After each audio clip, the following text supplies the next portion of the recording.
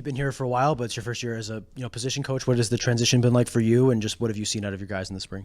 It's been great. It really has. It's been you're right. I've been here for a while. I've played here, and being a part of this place is really the fabric of who I am. But it's been great. Back working with the defensive line, working with Coach Farrell, working with Coach Camp. It's been really good. Kind of a mix of new transfers and some guys who with returning experience. I guess kind of how do you feel about the depth of the unit and kind of what this potential can do for this position group? I feel really good.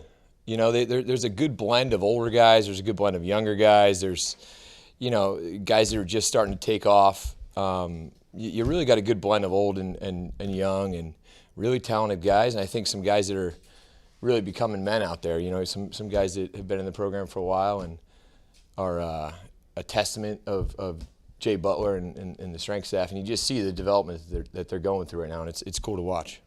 With Daryl and Doug bringing them in out of the transfer portal, what did you see with each of those guys that made them good additions to the team?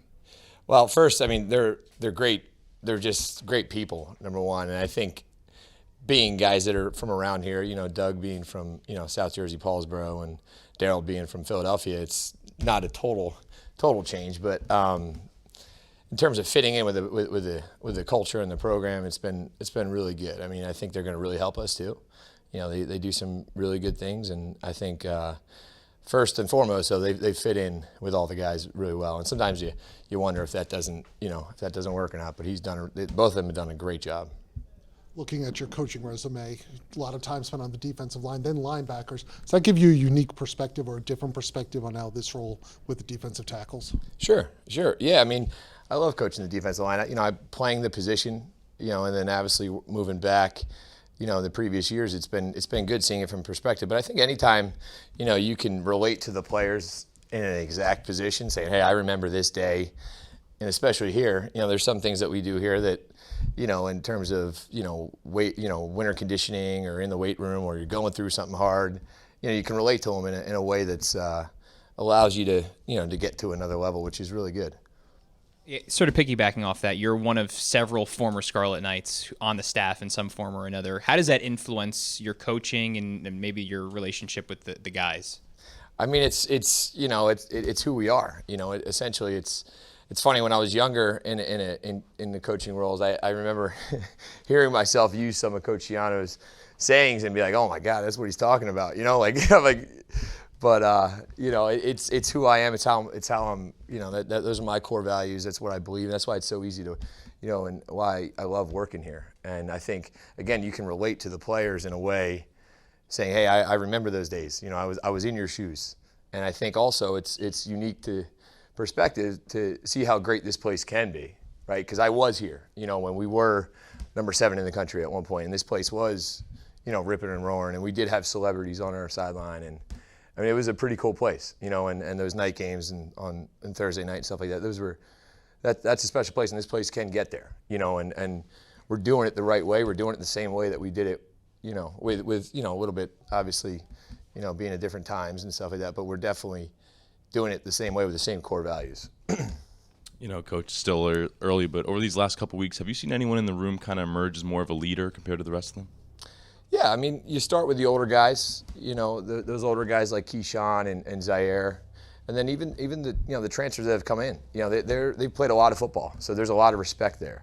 I think the younger guys too. Not just because you're an older guy doesn't mean you have to be a leader. Or that doesn't automatically designate you as a leader. Meaning the young guys don't lead themselves either. I think we have a really good core group of young guys.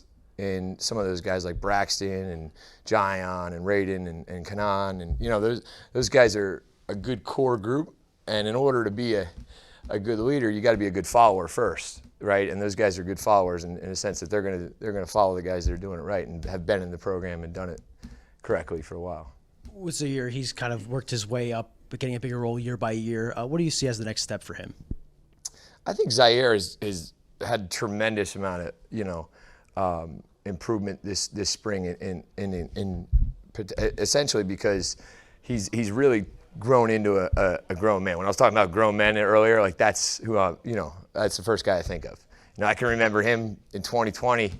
I was here, in 2020, 21 when he was coming off of COVID, and it was a totally different world. Just a kid up in Irvington, and you know, he's really got a look about him, an aura about him right now. I think he's going to have a, you know, really handle himself well, and we're really excited about him. I think he's got, you know, a tremendous amount of potential, and I think he's, you know, really about to take off.